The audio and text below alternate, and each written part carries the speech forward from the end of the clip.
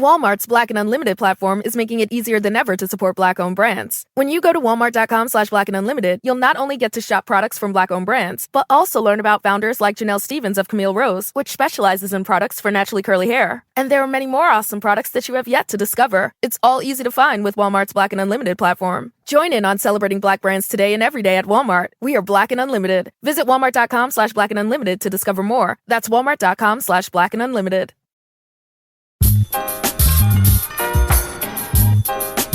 Welcome to episode 95 of the Highly Relevant Podcast. I am your host, Jack Rico, and if this is your first time listening to the show, thank you for discovering us.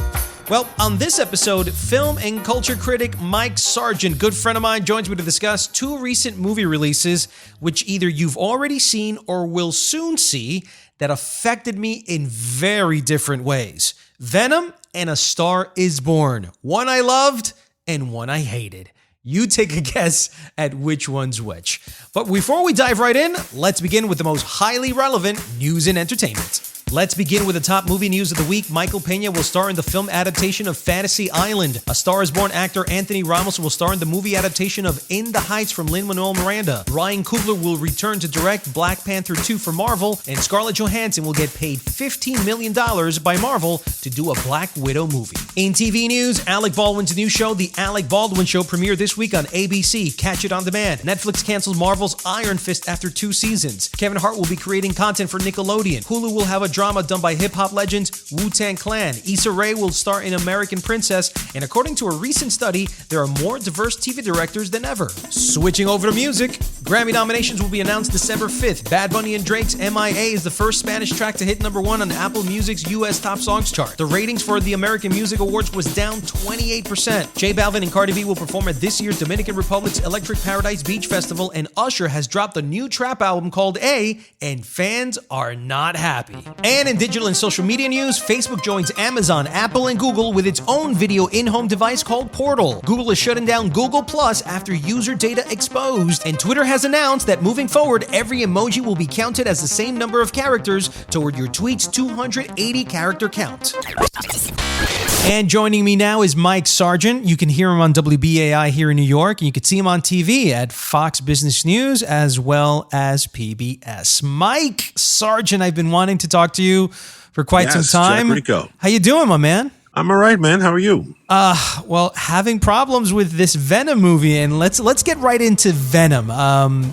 So this was a movie, and let me just kind of set everything up for everyone.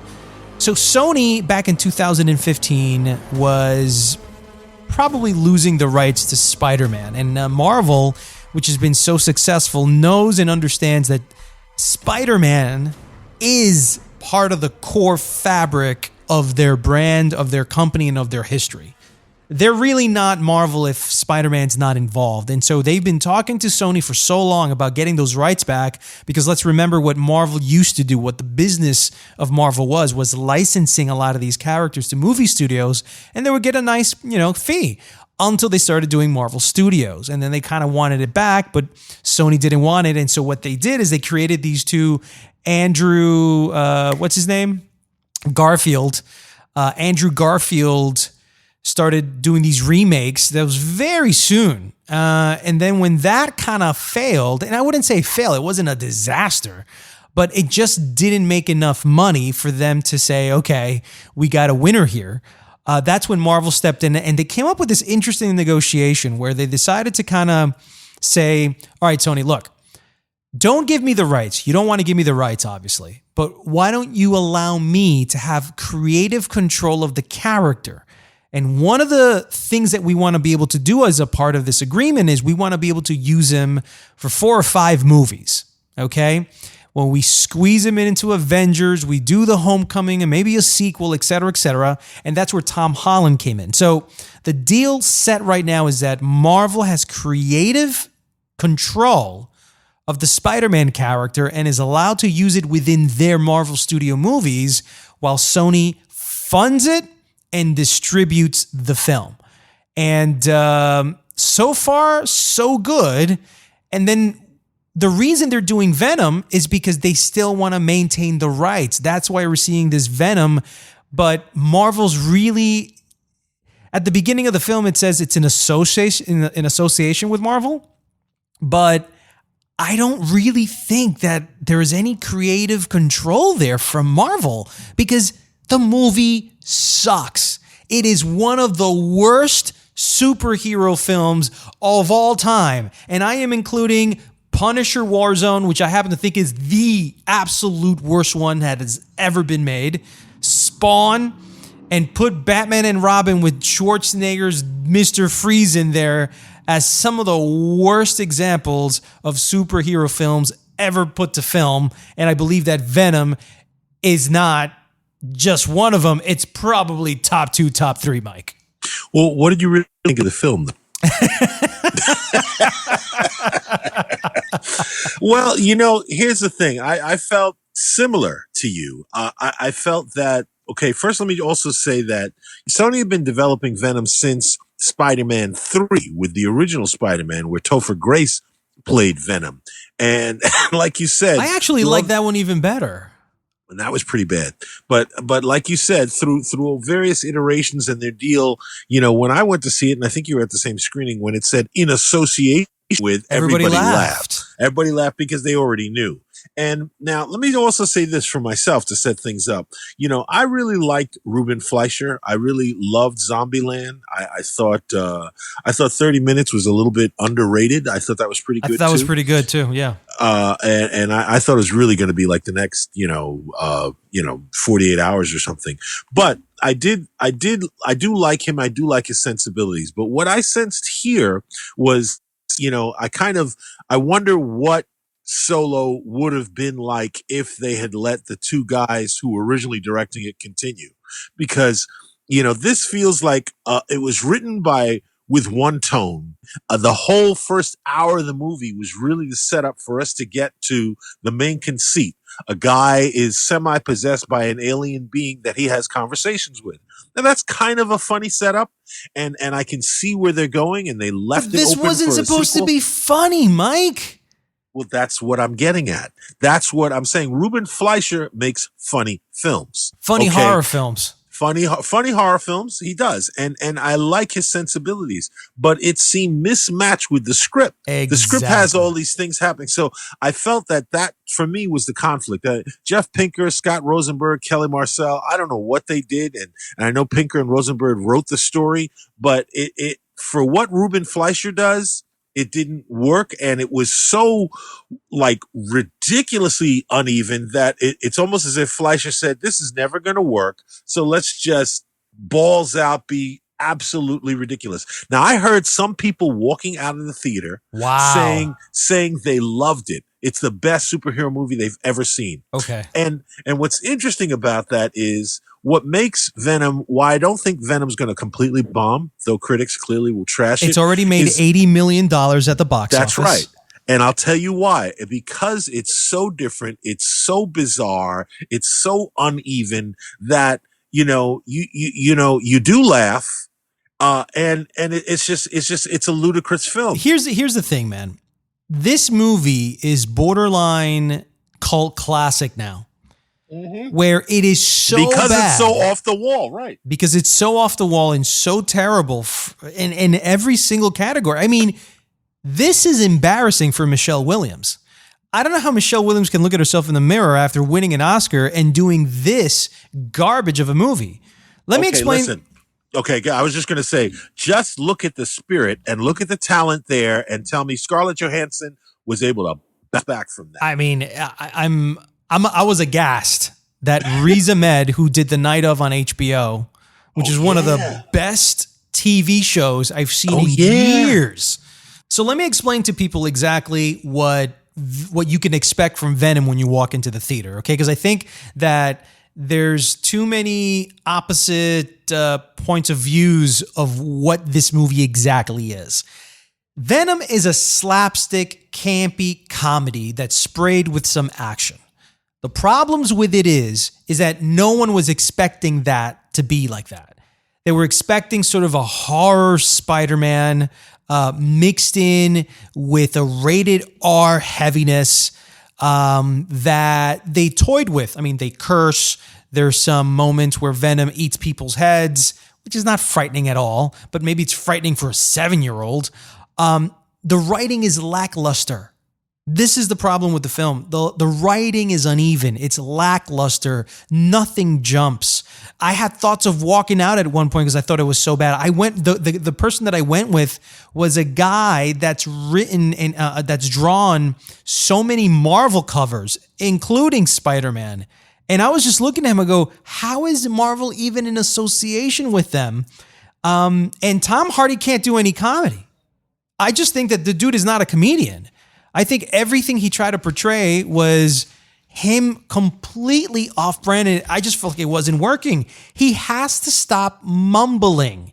It's become a part of his brand. We saw this with Bane, and it was the bane of my existence in The Dark Knight Returns. I don't know how anybody liked that.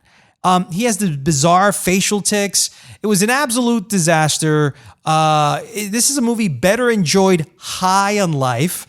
And for me, the movie needed to be darker, scarier, and somewhat of a horror film. Well, let me say a couple things here. I want to comment on a couple things you said. Like, first of all, let me just talk about Tom Hardy. Tom Hardy, it's interesting. Tom Hardy's had an interesting career. He's done some interesting work, but he does have these fallback things where he does this sort of generic New York accent. And it's interesting because for a while he has no accent. Then every now and then he slips back into like this weird accent that he really did well. He talks like this. What are you talking about, man? Well, do you remember how the character he played? He did this well in Warrior. He played Tommy Conlon. Probably one of his best performances. It was like this brooding character. Right. And in this, what this reminded me of is what's his name's performance in Superman, the Lex Luthor, who played Lex Luthor in the Superman movie? Jesse Eisenberg. Jesse Eisenberg's performance in Superman versus Batman, where he didn't really have a take on the character, and he just did a whole bunch of Jesse Eisenberg isms, and it was just a performance that was full of little ticks. You never get a sense of this character, and I felt the same way with this, and I almost felt, and it's funny, as you said it, I think Ruben Fleischer knew that he had kind of a dud script, and he did everything he could, because the best things in this film are because of the director, because of how the action is, because of how the effects are, because of how the setup. It's really, it's a bizarre, like, why is he talking to himself? Where's his humor? Why does Alien have a sense of humor? There's so many things about it that you just... So many things out of left field that don't have a rhyme or reason of why they're there. There's no context to it. Well, that's when you get like multiple people work on multiple drafts of a script, and at some point, it's arbitrated who gets credit, whatever. I feel like Fleischer got saddled with this. He's it's a big shot for him, lots of money behind it, and he took it as far as he could. And the uneven, weird tone is really what makes people go see it. As a matter of fact, people will listen to this and go, how bad could it be? The commercial looks great. The effects look good. I like Tom Hardy. Venom's a badass character. I think there's that rubbernecking quality of seeing what you've heard is a car crash on the big screen and then finding out like, oh, it's not that bad. I laughed. And I think that's why the movie's making so much money. I think one of the most jarring things that you can expect of Venom if you go see this film is the horror creature. It's Venom itself, how it starts cracking these childlike moronic jokes. That's what I'm saying. Where does an alien get a sense of humor? Exactly. And I think, unfortunately, because the character of Venom is so scary, that the contrast of the childlike, comedy, the one-liners that never made any sense. Remember that moment where Tom Hardy walks into the restaurant and then he gets into the aquarium and then he eats? None of that made sense. And the fact that he was having this Jekyll and Hyde moment where the voice, you wouldn't see Venom, but you'd hear the voice, and you kept on thinking this was an SNL skit. This was something out of like a Nickelodeon TV show where they were doing a Venom skit or something. And unfortunately, when you have a horror figure that's that dumb and that absurdly dumb, it kills any tension whatsoever when he has to fight the villain. But let me just say this, okay? Venom is an anti-hero, and that's ridiculous humor played by the anti-hero, who's really a villain but kind of an anti-hero, was really done successfully for a long time with Freddy. And in a way, it's sort of like, what if you got a nondescript guy? But Freddy wasn't a CGI. Freddy was a real human being. So maybe if you had a real person doing I don't know. Well, that's what I'm saying. I'm saying it's sort of like, what if Freddy possessed somebody and somebody was being possessed by Freddy and you were having to talk with Freddy? That's what he's like. He's got a personality of Freddy Krueger, okay, but he's an alien who bites people's heads off. That's kind of how I see it. And like you said, the whole idea of you're talking to this let's just say sarcastic, sophomoric alien in your head, and it's making you do things, is something that you come up with when you're high on life, like you said. Right. And Rotten Tomatoes has it about 30%. I think it's in that range. 80% of the audience liked it. But that's my point. No, critics hated it. But let me just say this about critics, okay? Critics, you could break them up into at least three groups, but a large bulk of today's critics are fanboys. Okay, yeah, you're right. That's what they are, and so when they don't see something that has the aesthetics that have been established by the MCU, they're going to come up against it. Okay, that's what DC is fighting. Not that the DC movies are great, but they're fighting like what's been set. So if superhero movies are set to be a certain thing, okay, and if you're lucky, you might be able to get hip and be a Deadpool. Okay, but you're still appealing to that fanboy mentality. Right. This breaks the fanboy mentality, goes someplace else. It's sort of it's an anti-hero that ends up being almost an anti-superhero movie, not because of the hero and the character, but because the tone is so like WTF. Let's move on over to A Star Is Born. You and I had a chance to see this. Movie already came out, made $40 million at the box office opening weekend. That's a lot more than what a lot of people have. That's only half Venom, though. That's half Venom. But by the way, it's not a superhero CGI movie. This is straight up a cinematic movie. And it's one of the best movies I've seen all year, if not the best movie I've seen all year. A lot of people are calling it the front runner for Best Picture at the Oscars in 2019. I can't really challenge that. I think they're on the money. And I kind of wanted your take on what you thought of the film, and do you think it is the best movie of the year? Well, first let me say this. I never saw any of the other versions of A Star Is Born, but I understand the story. I understand the mythology. I understand what it's about. I get it. I thought, calling it best movie of the year, best movie to beat, I feel it's way too early to start calling those things. There's too many good movies that are supposed to be coming to really say that. And I thought Lady Gaga was really good. I think she gives a very believable, down-to-earth performance. I thought Bradley Cooper, okay, he was it took me a minute to realize that he was doing Sam Elliott from the beginning of the movie. Yeah. And I thought it was a little too on the nose because, people may or may not know Bradley Cooper has a real gift for mimicry. It's some of the things that he does and doing character voices. And I felt it was a little bit of a character voice for me. I felt he looked like Christopherson and sounded like Sam Elliott. So it took you out of the movie? It was a little on the nose for me. I kept wondering, it was a distraction, okay, as opposed to like me buying into the performance for me. Now, in terms of the emotion and the engagement and loving these characters, I guess I didn't fall in love with these characters like everybody else did, so I was not as emotionally moved as everyone. That being said, there are a lot of things to like about this movie.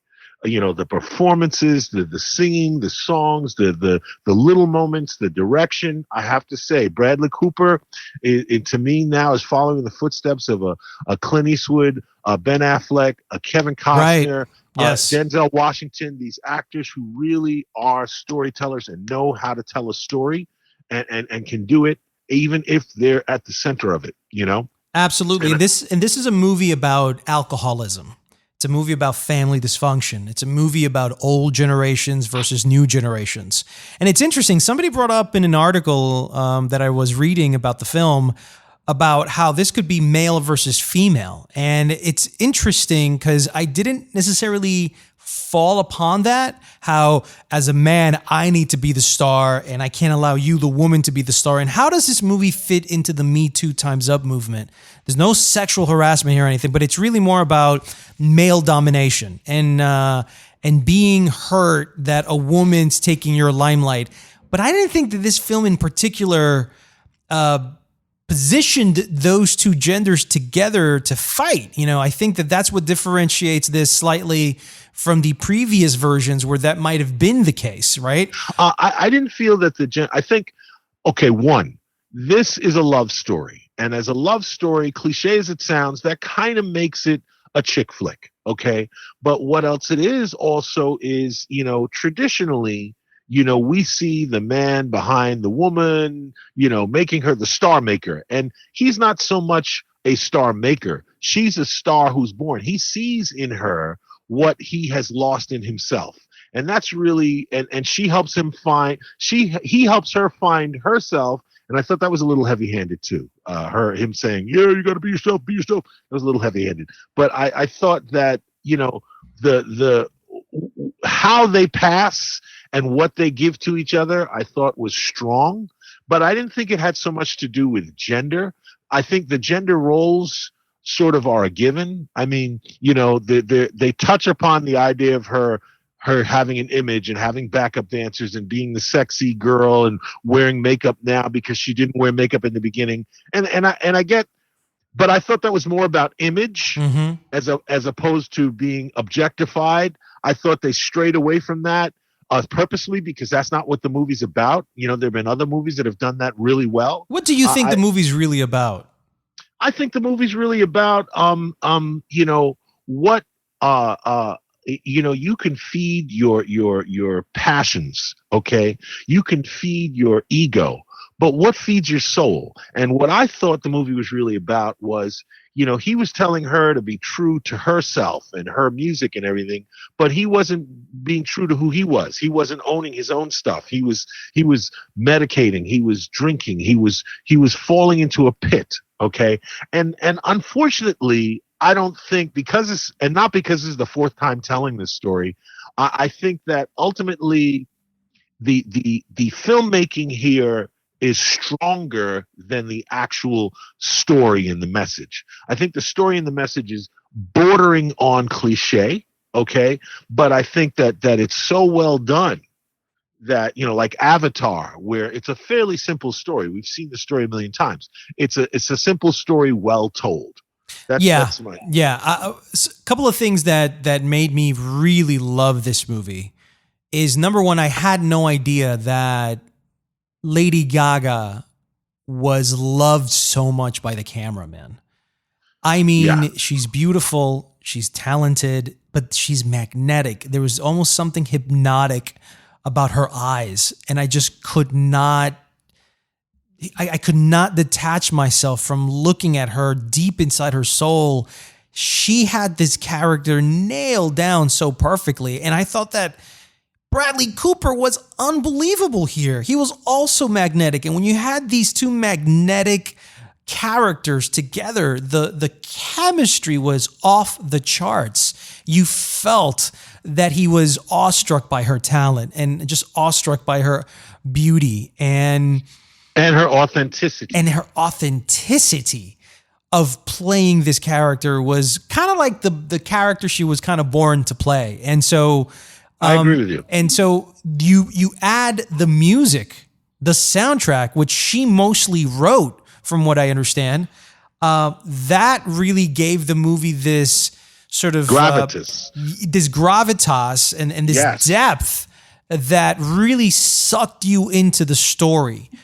It was beautifully shot, great premise, and it really felt contemporary, and it really felt like almost the ending of an era for a particular type of musical genre, which is that singer-songwriter genre. And I thought it was a musical genre that was on its last embers. The singer-songwriter folk hero, the Bob Dylan-like, sort of performer, that audience is aging and is no longer radio friendly, can't reach top 40. And yeah, there is a bit of sense of that your mortality is on the line, because once your career is over with, many say that they feel that there's no purpose in their life anymore. That's who they were. Their job was their everything. And I think he was trying to ignore that his musical time had passed him, that there was a new sort of musical era that had begun without him and that didn't need him. We saw a lot of indications of, I think it was the Grammys, where he was supposed to be the lead singer, but then he became the backup guitarist. Moments where he interrupted Lady Gaga's award win. I mean, that's one of probably the big pivotal moments in all four versions, is when he interrupts her at her peak moment where she's arrived and he has to be a part of it. And I think that's what led him to the climactic scene, towards the end. So I totally gathered a lot of those things, and they were done so well that it really let my wife, who went with me, she was crying. I felt completely entrapped by the emotions and how visceral the movie was. And when you combine everything else with it, I do think that A Star Is Born is probably the best movie of the year right now. Well, I think, again, I think there are a lot of great things about it. You mentioned the cinematography, Matthew Libatique, who's done another big movie this year as well. But I think that, it does set a tone. You mentioned the idea of a bygone era. I did think, you asked before about the gender politics. I think by him not being that much older than her, which would have made this a different kind of movie too. Right.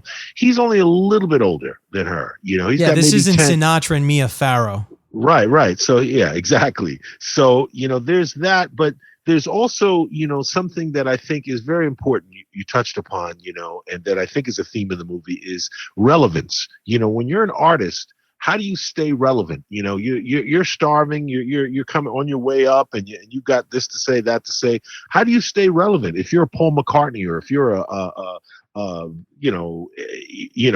any number of artists who when they come out, they have Tracy Chapman. She had all this stuff to sing about, but when you're not, you're not suffering under the things that you used to, or the environment that allows you to say what you need to say. When that environment ceases to exist. Exactly. Or that environment could just be your life, the pain you're going through, the heartache, what you see, the being amongst the common person. Once you're out of that, how do you stay relevant? And do you realize you've lost your relevance? And on top of that too, at what point in life are you going through the motions? And I think that's what he was doing. He was going through the motions. I mean, he even had a Happy Hogan as a driver there. They had Greg Grunberg was sort of Happy Hogan. What'd you think about Andrew Dice Clay? Andrew Dice Clay was brilliant. I thought he was really good, right? He was great. He was perfect, and he beat out like De Niro and somebody else for that role. I'm shocked of that. I mean, if De Niro wanted that job, I'm shocked that Bradley didn't give it to him. Well, it's a plum role in like what you said, an Oscar contending film. Bradley Cooper's as hot as can be right now. Lady Gaga's as hot as can be right now. She's about to become an EGOT. Yeah. Yeah, these are the A-list. This is as big as it gets in Hollywood, and to want to do something like this, everybody wants to be involved. People will do a walk-on in a film like this. Absolutely. And one thing that I felt that I could add to what you're saying about, sort of this world kind of just passing through him is that a lot of these artists that can't stay relevant, it's because they're not open-minded. They're stubborn. They feel that the world, that world needs them more than they need the world, and go ahead. No, I'm going to say, and you hit that on the head. And you put it actually better. They lose perspective. Right. They lose full perspective of how they fit into this new world, into this timing where they're living. And they lose perspective on the world. Absolutely. Yes. And he was fucking stubborn. Let's just be honest about it. He didn't want to embrace the new music. He didn't want to collaborate with new musicians.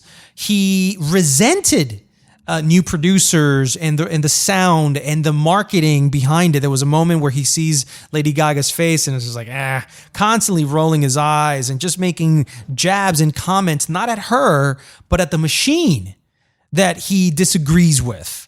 And that things should be pure and that we should just write songs from the heart. And just me and a guitar and a beer. It's just very country. There's that countryness that he just didn't want it to ever die, but yet look at him. He was a mess. So when you go watch this movie, yes, you're watching the story of a man who meets this beautiful woman and how there's this great chemistry between two musicians. But there's so many great subtext and layers and dimensions to this movie on so many levels that you will feel that you saw a cinematic work of art. And it's one of the great movies of this year, if not the best movie of 2018 for me, Mike. The other wonderful thing I think about the movie and her picking this to be her first, real, coming out, because her first leading role in the most. I mean, I think she was an American Horror Story on TV. But getting her chops. But what the thing is, Lady Gaga is always facade. She's always I really had no idea what Lady Gaga really looked like until this movie. And I think that refreshing to see, man. It was refreshing to see. It was refreshing to see, especially how her character goes for transformation, especially how her character, in contrast to perhaps Lady Gaga, like, just thinking about her name, she's playing the opposite of what she is. And she's so believable. You realize how much Lady Gaga is a creation of this artist who is Lady Gaga. You know what I mean? It's like she's the artist formerly known as Lady Gaga. So I thought that was I think that's part of the appeal of this movie too, is seeing, like you said, you're transfixed because you keep looking at her and going, wow, that's Lady Gaga. Wow, but you're just, she's so watchable. Absolutely. And here's my prediction. Best Picture nominee, Best Actor nominee, Best Actress nominee, Best Director nominee, Best Script or Adapted Screenplay nominee, Best Soundtrack, Best Cinematography, Best Music, Best Score. I predict 11 noms. 11 noms, at least. There's no way. And there is the possibility, because I had spoken to Clayton Davis from awardcircuit.com at one point, and he thinks that this could be the first movie in I don't know how many years, how many decades, that could win Best Picture, Best Actor, Best Actress, and Best Director all in one night. Well, it could, but you know what else makes this movie so smart in so many ways? It only costs $40 million. Well, that's how much it made at the box office. That's my point. Well, and that's just American. Domestic, it's made. I mean, international, it's already made 65. But the point I'm making is, it didn't cost anything to do. It's like, it's just movie making. It's two actors, stage, some, that's it. Like, it's what movies should be about: the people, the characters, the milieu. It didn't need 200 million. Mike Sargent, you can hear on WBAI, Fox Business News, and PBS. Mike, thank you so much for being on the podcast, my brother. Thank you, dude. That's it for episode 95 of the Highly Relevant Podcast. I want to thank Mike Sargent for coming on the show, and I hope you guys enjoyed the conversation. If you'd like to support the show, you can do so by sharing us on social media and telling all your friends about it. You can reach me on Instagram at Jack Rico and on Twitter at Jack Rico Official. I'm Jack Rico. See you next week on another episode of Highly Relevant.